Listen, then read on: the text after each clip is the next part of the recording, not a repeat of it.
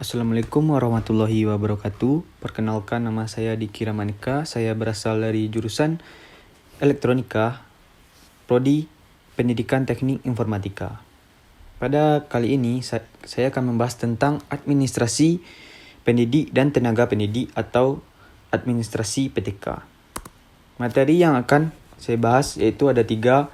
Yang pertama, konsep dasar administrasi PTK. Yang kedua, proses administrasi PTK. Yang ketiga, kesejahteraan administrasi PTK.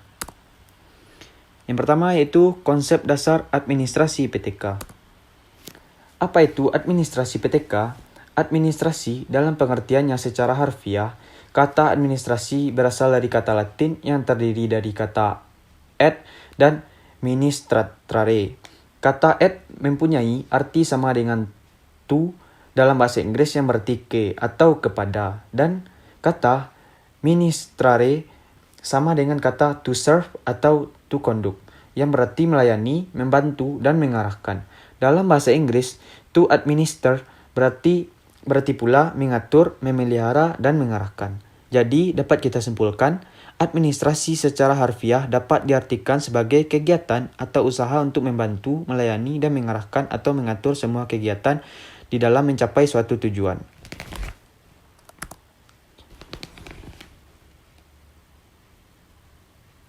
Pendidik.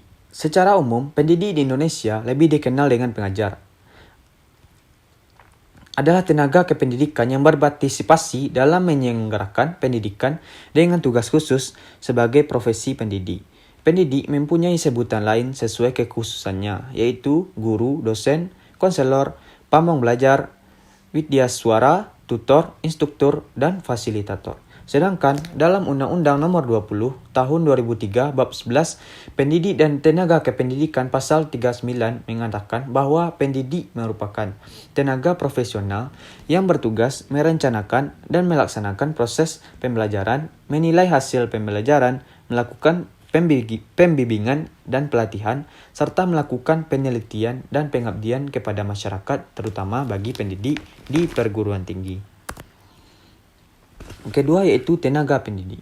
Undang-Undang Nomor 20 Tahun 2003 Bab 11 Pendidik dan Tenaga Kependidikan Pasal 39 yaitu tenaga kependidikan bertugas melaksanakan administrasi, pengelolaan, pengembangan, pengawasan, dan pelayanan teknis untuk menunjang proses pendidikan pada satuan pendidikan.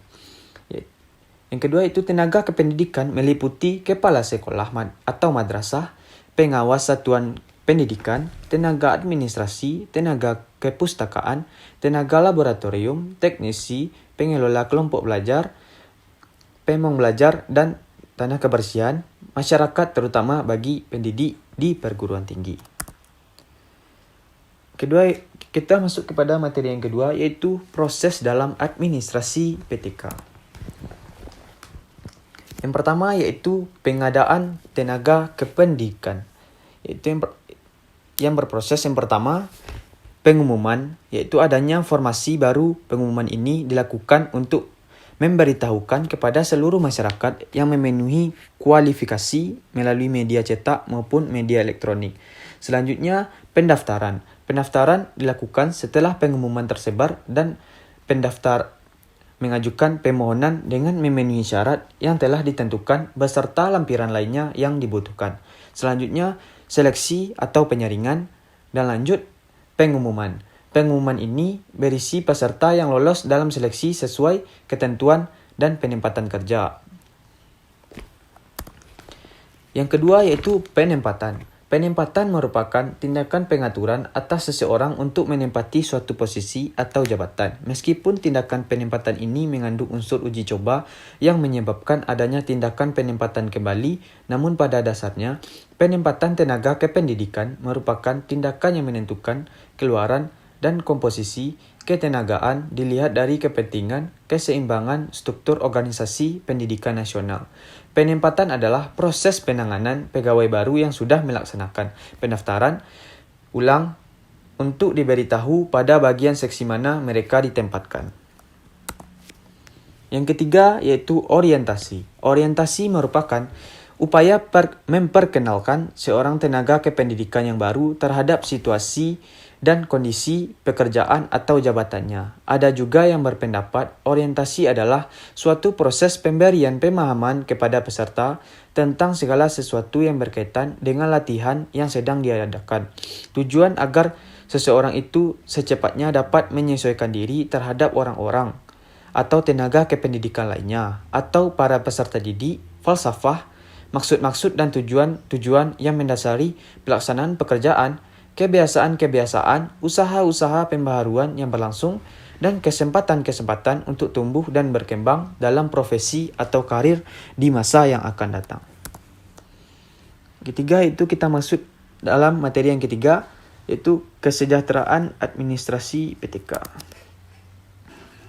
Kesejahteraan administrasi PTK dibagi menjadi 4, yaitu yang pertama gaji. Gaji adalah hak yang diterima oleh guru atau dosen atas pekerjaannya dari penyelenggaraan pendidikan atau satuan pendidikan dalam bentuk finansial secara berkala sesuai dengan peraturan perundang-undangan.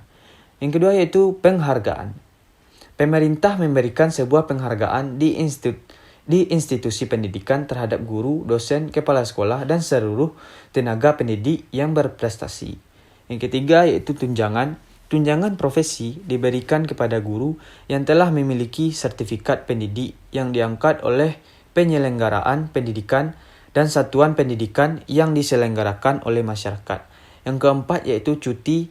Cuti adalah kegiatan tidak masuk kerja yang diizinkan dalam waktu tertentu. Jenis-jenis cuti yaitu terbagi 4. Yang pertama, cuti tahunan, cuti besar, cuti sakit, dan cuti bersalin. Sekian presentasi dan penjelasan dari saya. Assalamualaikum warahmatullahi wabarakatuh.